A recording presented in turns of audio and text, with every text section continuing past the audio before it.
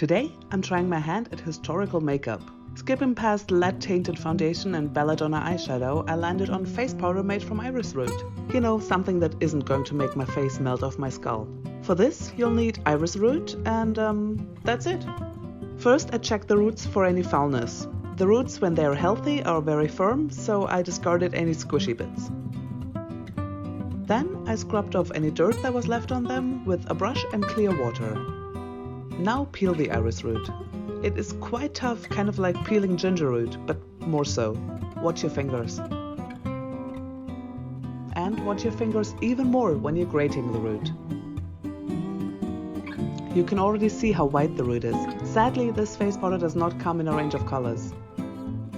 Once you're done grating, place the iris root on a clean piece of baking paper and dry it in the oven on the lowest setting.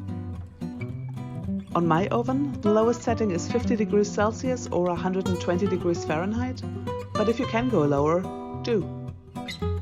A wooden spoon wedged in the door allows the steam to escape and the whole process will go faster. For me, it took about an hour, but your times may vary depending on how much water is in the root you're using.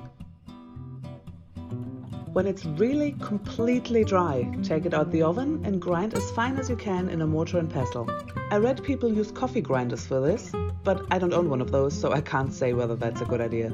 I tried applying the powder with a brush and it makes a really nice mattifying transparent face powder.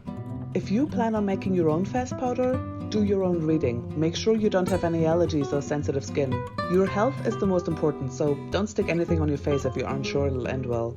And all that said, I've been using this powder for my everyday makeup for almost a month now, and it's great. Those historical gals really knew their stuff.